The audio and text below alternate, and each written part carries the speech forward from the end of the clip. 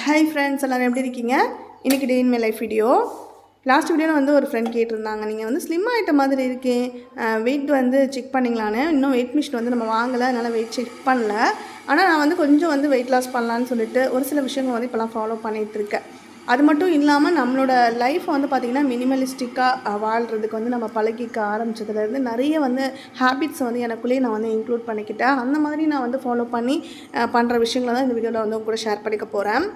எப்போவுமே எழுந்தது நேராக வந்து கிச்சனுக்கு போயிட்டு முன்னாடிலாம் வந்து சமைச்சிக்கிட்டே இருப்பேன். இப்போ வந்து ஒரு 1/2 ஹவராவது வந்து வாக்கிங், உடம்பை வந்து குறைக்கிறதுக்காக மட்டும் இல்லை, மைண்டை வந்து ரிலாக்ஸாக வச்சுக்கிறதுக்காகவும் தான் அந்த வாக்கிங்.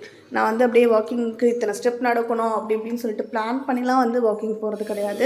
சும்மா ரேண்டமாக அப்படி பொறுமையாக வந்து பார்த்திங்கன்னா அப்படியே நடந்துட்டு கார்டனில் கொஞ்சம் நேரம் வந்து அப்படியே சுற்றி வருவேன். அது வந்து எனக்கு ரொம்பவே வந்து மைண்ட் ரிலாக்ஸாக இருக்கும், எனர்ஜெட்டிக்காக. அதுக்கப்புறம் வந்து ரொட்டீனை வந்து ஸ்டார்ட் பண்ணுறதுக்கு ஹெல்ப்ஃபுல்லாக இருக்கும்.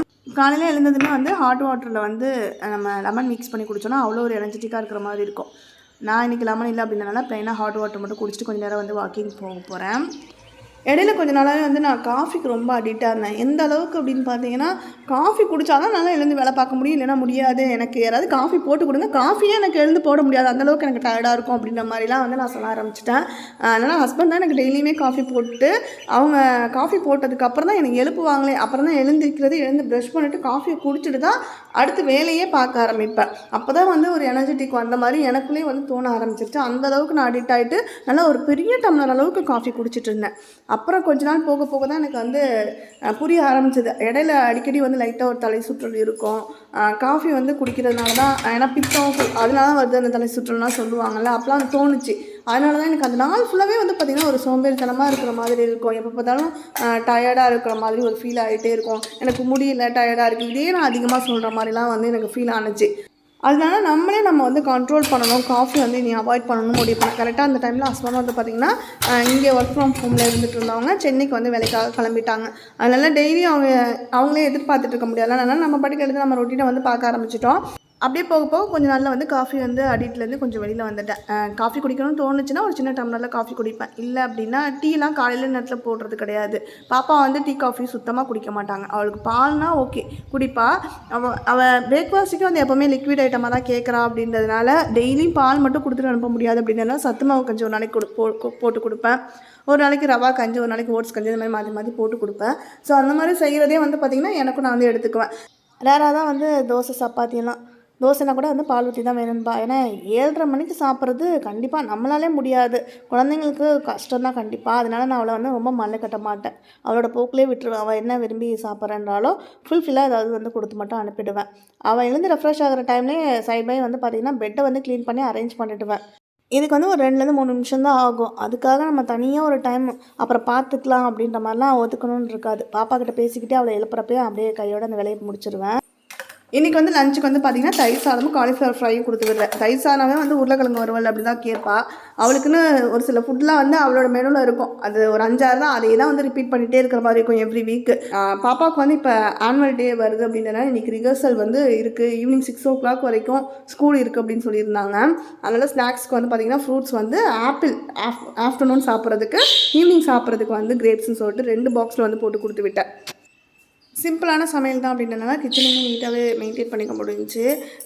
நான் வந்து சாமிலாம் ஹேங் பண்ணுறதுக்கு வந்து ஏதாவது டெக்கார் மாதிரி இருக்க ஆர்கனைசர்ஸ் தான் ஃபஸ்ட்டு வாங்கி ஹேங் பண்ணலான்னு நினச்சிட்டு இருந்தேன்.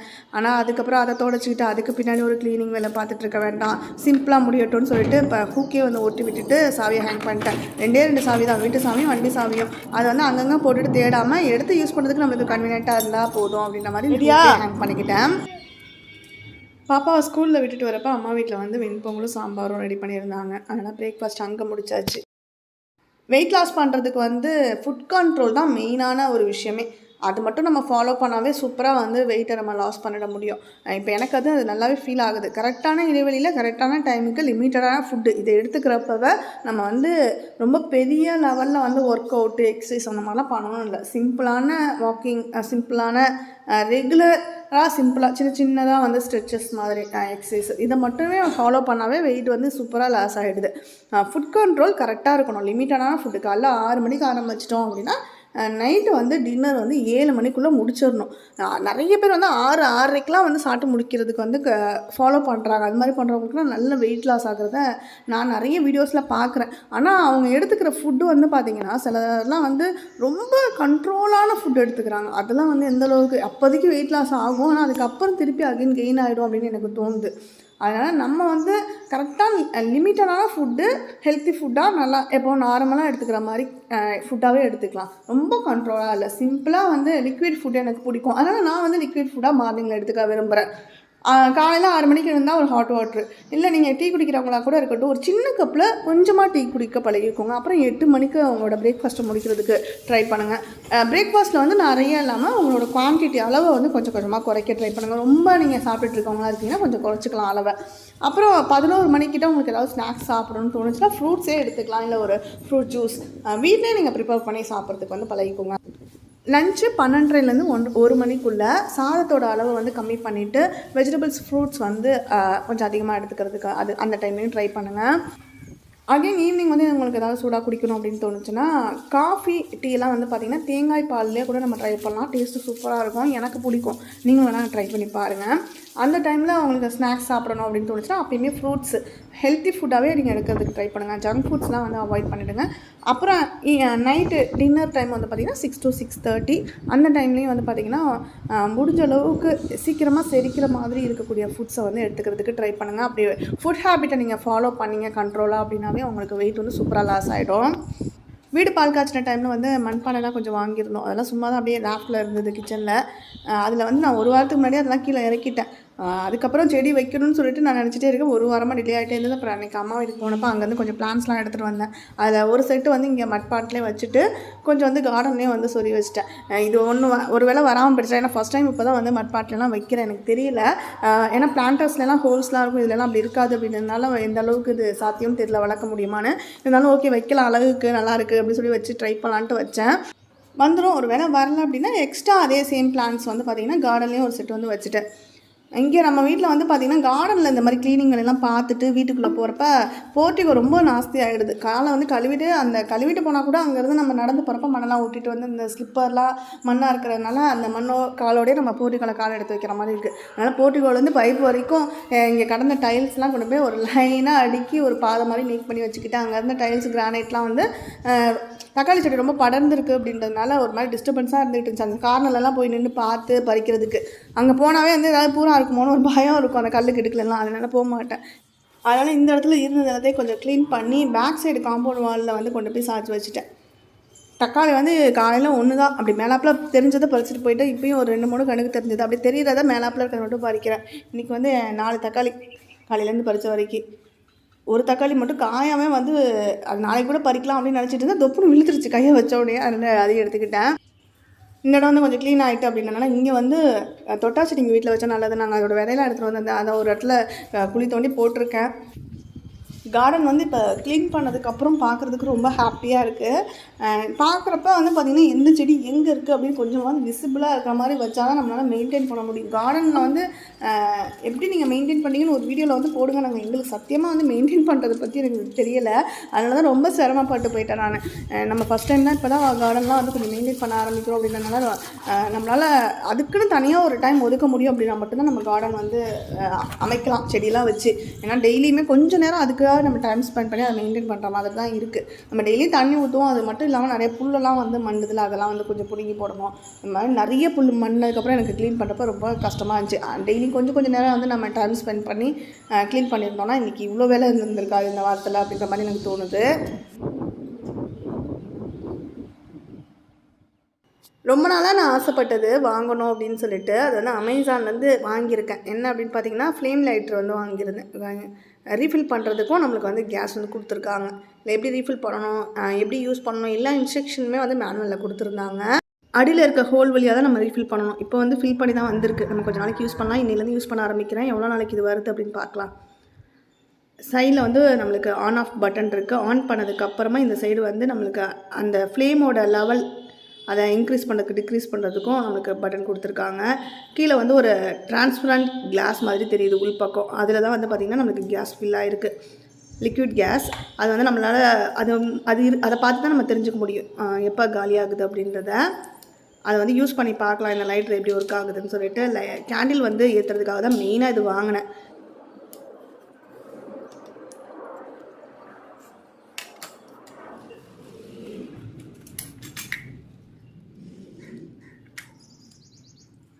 ப்ரெஸ் மட்டும் கொடுத்துட்டு கையை எடுத்துட்டோன்னா ஃப்ளேம் ஆஃப் ஆகிடும்.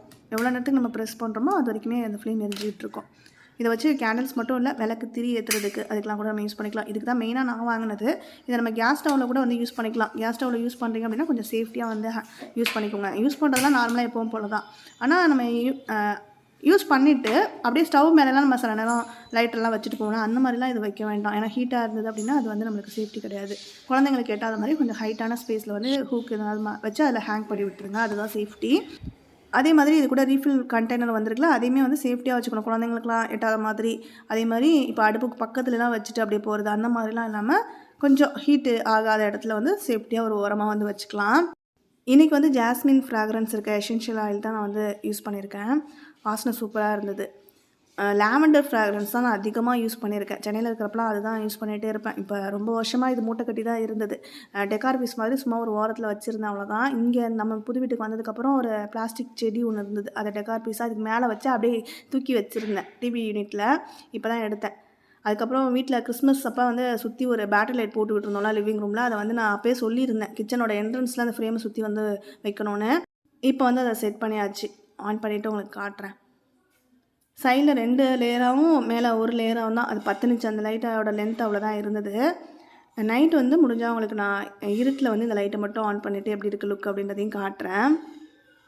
இப்போ கொஞ்சம் மழையெல்லாம் நின்றுச்சுன்னு சொல்லிட்டு இடையில வந்து ரெயின் கோட்லாம் நல்லா அலசி காய வச்சு எடுத்து பேக் பண்ணி பீரோவில் வச்சேன். திருப்பி ஒரு வாரம் மழை இருந்தது, திருப்பி எடுத்து யூஸ் பண்ணோம். இப்போ வந்து மழையெல்லாம் முடிஞ்சிருச்சுன்னு ஒரு நம்பிக்கையில் திருப்பியும் அலசி காய வச்சு எடுத்து மடித்து பீரோவில் வைக்கிறதுக்காக அந்த கவர்லாம் போட்டு செட் பண்ணிகிட்ருக்கேன். அடுத்து வந்து கிச்சனுக்கு வந்து சூப்பரான ஒரு மேட் ஒன்று வந்து வாங்கியாச்சு. இன்னும் அமேசானில் தான் ஆர்டர் பண்ணியிருந்தேன். இந்த மேட்டு வந்து புது வீடு பால் காய்ச்சினதுக்கு அப்புறமே இதுதான் வாங்கணும்னு நான் பிளான் பண்ணி வச்சுருந்தேன். இதே சேம் கலர் தான் வாங்கணும், கிரே கலரில். ஏன்னா நம்ம வீட்டில் இருக்க ஃப்ளோருக்கு வந்து சூப்பராக மேட்ச் ஆகும். அதனால சரி இந்த கலர் வந்து வாங்கணும்னு நினச்சிட்டே இருந்தேன். ரொம்ப நாளாக கார்ட்டில் ஆட் பண்ணிகிட்டே இருந்தேன்.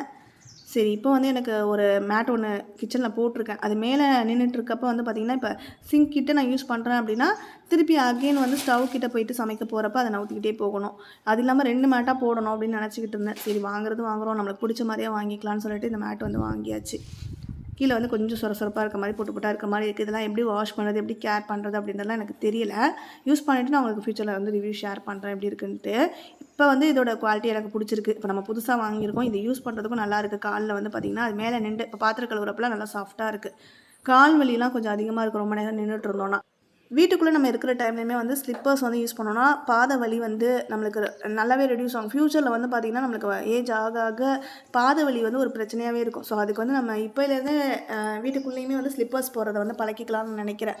நீங்கள் யாராவது அது மாதிரி அந்த ஹேபிட்டை வந்து வச்சுருக்கீங்க, வீட்டுக்குள்ளேயுமே நீங்கள் எப்போவுமே ஸ்லிப்பரில் இருப்பீங்க, அதுக்குன்னு தனியாக வந்து வச்சுருக்கீங்க அப்படின்ற மாதிரிலாம் இருக்கீங்கன்னா எனக்கு கமெண்ட் செக்ஷனில் சொல்லுங்கள். என்ன பிராண்டில் வாங்கலாம் அப்படின்றதையும் எனக்கு சஜஸ்ட் பண்ணுங்கள். லஞ்சுக்கு வந்து இன்றைக்கி காலையிலே பாப்பாவுக்கு சாதம் வடிக்கிறப்ப எனக்கும் கொஞ்சமாக சாதம் வடித்தேன். இவ்வளோ தான் நான் மொத்தமாக எனக்குன்னு இன்றைக்கி ரெடி பண்ணி வச்சுருந்த சாதம். அது கூட அம்மா வீட்டிலேருந்து வெண்டைக்காய் புளிக்குழம்பு இருந்தது, அதை எடுத்துக்கிட்டேன். நம்ம வீட்டில் வந்து காலிஃப்ளவர் ஃப்ரை வந்து பாப்பாவுக்கு போனோன்னா அதனால் கொஞ்சம் காலிஃப்ளவர் வந்து மசாலா தடவி ஃப்ரிட்ஜில் வச்சுருந்தேன். அதை டீப் ஃப்ரை பண்ணி எடுத்துக்கிட்டேன். இந்த இடத்துக்கிட்ட வந்து முன்னாடி வெண்டைக்காய் செடி இருந்ததில்ல, அதில் வந்து முடிஞ்ச அளவுக்கு நம்ம பறித்து சமைச்சு சாப்பிட்டுட்டோம். அப்புறம் கடைசியாக 1, 2 அந்த மாதிரி வர செடியில் இருக்கிறதெல்லாம் அப்படியே வந்து விட்டுட்டு அதை விதை எடுத்து வச்சுக்கிட்டோம். ஸோ விதை எடுத்துகிட்டு அதை அடுத்து அகெயின் வந்து நம்ம ஊனி வச்சு செடி வளர்க்கலான்ட்டு. அது மாதிரி நாங்கள் இப்போ ஒரு 2 நாளைக்கு முன்னாடி வந்து ஊனி இருந்தோம். ஸோ அதெல்லாம் இப்போ முளைச்சி வந்திருக்கு பாருங்கள். வெண்டைக்காயும் பைத்தங்காயும். அங்கே இருக்க பைத்தங்காய் கொடியில் வந்து இன்னும் ஒரு 4 காயும் நம்ம தான் கிடக்குது. அந்த 4ஐயும் பறிச்சுட்டு மற்றது முடிஞ்ச அளவுக்கு விதை எடுக்கிறதெல்லாம் கடைசி ஒரு 2, 3 காயை விட்டு முட்டை விட்டு விதை எடுத்துக்கிட்டோம். ஸோ அதில் வந்து 2, 3 எனக்கு தெரிஞ்சு இது வந்து பைத்தங்காய், அது வந்து வெண்டைக்கான்னு நினைக்கிறேன். ஈவினிங் வந்து இப்போ 5:30 மணி ஆகுது. பாப்பாவை ஸ்கூல்லேருந்து அழைக்கிறதுக்காக வந்துட்டேன். 6 மணிக்கு தான் வந்து ஸ்கூல்லேருந்து பிக் பண்ணிக்கிறதுக்கு டைம் சொல்லியிருந்தாங்க. ஆனால் நான் வந்து கொஞ்சம் முன்னாடியே போனால் ரிஹர்சல் தான் பண்ணுறாங்கன்னு சொன்னதுனால சரி நாளைக்கு நம்ம ஆனுவல் டே அப்போ வந்து அவங்க டான்ஸ் ஆடுறதெல்லாம் எப்படி கிட்டலாம் நின்று பார்க்க முடியுமா என்னன்னு தெரியல. இப்போ ஆடிட்டு இருந்தாங்கன்னா நம்ம பார்க்கலாமே அப்படின்னு சொல்லிட்டு நான் போனேன். கரெக்டாக நம்ம போன டைமுக்கு வந்து பார்த்திங்கன்னா ஒரு பேட்ச் ஆடிட்டு இருந்தாங்க ஃபஸ்ட் ஸ்டாண்டர்ட்லேயே. அவங்க ஆடி முடிச்சதுமே இவங்க செகண்ட் பேட்சாக கரெக்டாக நம்ம போகிறதுக்கும் அவங்க ஆடி முடிச்சுட்டு இறங்குறதுக்கும் கரெக்டாக தேஷு வந்துட்டாங்க. அதுவும் ஃபர்ஸ்ட் ரோலே நல்லா கொஞ்சம் நல்லா கிளியராக ஆனதை வந்து என்னால் பார்க்க முடிஞ்சுது. குழந்தைங்க எல்லாமே ரொம்ப க்யூட்டாக ஆடிட்டு இருந்தாங்கன்னா, நிறைய குழந்தைங்க ஒரே நேரத்தில் ஒரு பேட்சில் ஆடுறப்ப இப்போ ஒரே யூனிஃபார்மில் ஆடுறாங்க. நாளைக்கு வந்து ஒவ்வொரு பேட்சாக தனித்தனியாக அதுக்குள்ளேயே செப்பரேட் டீமாக இருப்பாங்க. எல்லாம் மாறி வேறு கலர் வந்து ட்ரெஸ் பண்ணியிருப்பாங்க. ஸோ அப்போ நல்லாயிருக்கும்னு நினைக்கிறேன். இன்றைக்கி ஒரே மாதிரி பார்க்குறப்ப எல்லா குழந்தைங்களும் ஒரே யூனிஃபார்மாக யார் என்ன பண்ணுறாங்கன்னு ஒன்றுமே புரியலை. சரி நாளைக்கு முடிஞ்சால் கிளியராக பார்க்கலாம் அப்படின்னு நினச்சிட்டு இருந்தேன். பாப்பா வந்து சன்ஃப்ளவராக வந்து இருக்கேன் நான் டான்ஸில் அப்படின்னு சொல்லிட்டு இருந்தா.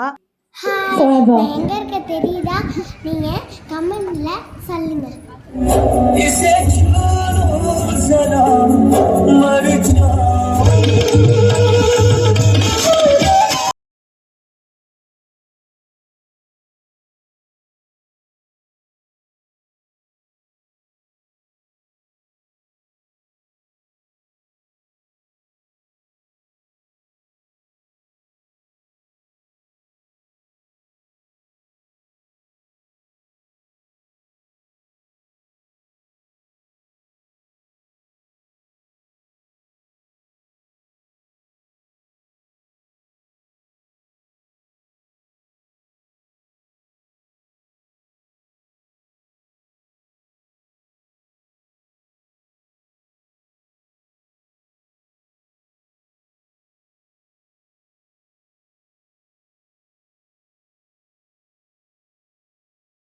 Dance like a bird, everybody sing. Dance like a bird, flap your wings. Dance like a bird, everybody sing and please. Lastly, I would like to say save trees, save environment, save life. Thank you for your time and patience. தேசோட dance ட்ரெஸ்ஸை வந்து காட்டணுமா அவங்க எல்லாருக்கும்? காட்டுறீங்களா? என்ன டான்ஸில் என்னவா இருக்க போகிறீங்க நீங்கள்? சன்ஃப்ளவர் என்ன கலரில் இருக்கும்? உங்களுக்கு மட்டும் க்ரீன் கலர் ட்ரெஸ் கொடுத்துருக்காங்க. சம்மந்தமே இல்லாமல் உண்மையில தான் சன்ஃப்ளவரா?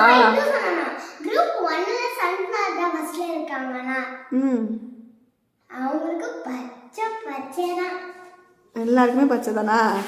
க்ரீன் கலர் தான் கொடுத்தாங்களா? எந்த ஊரில் சன்ஃப்ளவர் க்ரீன் கலரில் இருக்குது? ஒருவேளை சன்ஃப்ளவர் செடியை கொடுத்துட்டாங்களோ? பச்சை கலரில் இருக்கும் அந்த செடின்னு. சூப்பராக இருக்குது. ஃபுல் க்ரீனில் வா அப்படி இருக்குது. ப்ளெயினான க்ரீன் ஃப்ராக், அதுக்கு ஒரு லெகின்னு கால் முட்டிக்கு கீழே வரைக்கும் இருக்குது. அதுக்கும் கீழே கொஞ்சோண்டு தெரிய போகிறதுக்கு எவ்வளோ பெரிய ஜீன்.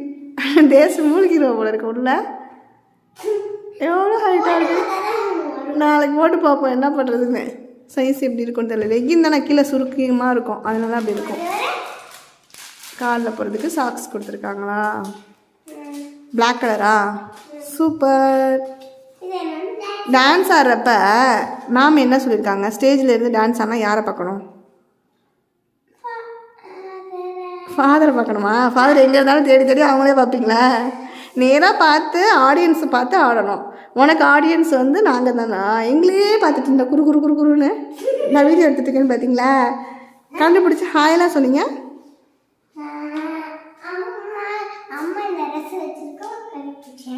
அப்படி கண்டுபிடிச்ச ட்ரெஸ்ஸை வச்சு அவ்வளோ கூட்டமாக நிற்கிறப்ப எனக்கு தெரியும் நீ வந்தோடனே தேடுவீங்கன்னு. நான் பார்த்துட்டு நான் என்ன தான் பண்ணுறீங்கன்னு கரெக்டாக கண்டுபிடிச்சி ஹாயா. நான் பார்க்கலன்னு நினச்சிங்களோ?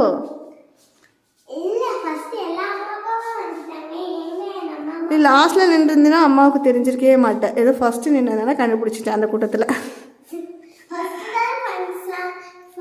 சன்ஃப்ளவர்னால் ஃபஸ்ட்டு. சரி ஓகே. பின்னாடி பீக்காக்கா உங்களுக்கு பின்னாடி? பட்டர்ஃப்ளையா?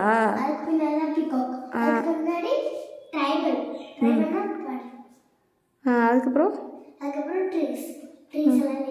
பேரட்லாம்? அப்புறம் சைடில் நிற்கிறவங்களாம் யார்? அவ்வளோதானா உங்கள் குரூப்பில்? வேறு யார்? உன் ஃப்ரெண்ட்ஸ்லாம் ஒரு ஆள் பேரட்டு. Dishmitha first batch. அம்மாவுக்கு ஹாய் ஆண்டி அப்படின்னா வீடியோவில் ஹாய் சொல்லிடுங்க திஷ்மிதாவுக்கு. தேஷோட ஃப்ரெண்டு திஷ்மிதாவுக்கு ஒரு ஹாய் சொல்லிடுறோம். ஹாய். அம்மாவுக்கு அங்கே ஹாய் சொன்னாங்க. என்னை கரெக்டாக கண்டுபிடிச்சி அந்த கூட்டத்துலேருந்து. கிடச்சிருக்காது அவ்வளோ பேருக்கு வாங்குறதுக்கு. இருந்ததை வாங்கியிருப்பாங்க மொத்தமாக. எப்போவும் வந்து 7:30 மணிக்கெலாம் சாப்பிட்டுட்டு 8 மணிக்கெலாம் படுக்க போயிடும். இன்றைக்கி வந்து 9:10 ஆகுது. சாப்பிட்டுட்டு எங்களோட பிளேட் மட்டும் வாஷ் பண்ணுறது கிடக்குது. அதை வாஷ் பண்ணிட்டு தான் இனி தான் படுக்க போகணும். 9:30 மணி ஆகிடும்னு நினைக்கிறேன். வீட்டில் வந்து ரிலேட்டிவ் இருந்தாங்க அப்படின்றனால அவங்க கூட பேசிக்கிட்டே 8:45 வரைக்கும் போயிடுச்சு. அதுக்கப்புறம் தான் இப்போ வீட்டுக்குள்ளே வந்துட்டு தேஷோட ட்ரெஸ்ஸை காட்டியிருக்கோம். இப்போ போயிட்டு அந்த வேலையை கிச்சனை க்ளீன் பண்ணிவிட்டு படுக்க வேண்டியதுதான். பாய், டேக் கேர் ஃப்ரெண்ட்ஸ். ஒரு சனம் தொங்கிருச்சு, ஊத காத்தம் அடிச்சிருச்சு, பாவி மனம் தொங்கலையே, அதுவும் ஏனோ புரியலையே. கோயிலு கருங்கோயிலு மாமம்மன கோயிலு, கோலம் பாடும் பாட்டாலே, மயிலு இளமயிலு மாமங்கவி கோயிலு, ராகம் பாடும் கேட்டாலே, செய்தி சொல்லும் பாட்டாலே, உன்னை எண்ணித்தானே உள்ளம் வாடி போனேன், கண்ணி பொன்னதானே, ஏ மாமனே ஏ மாமனே, ஒத்தையில அத்த மக, உன்னை நினைச்சி ரசிச்ச மக, கண்ணு ரெண்டும்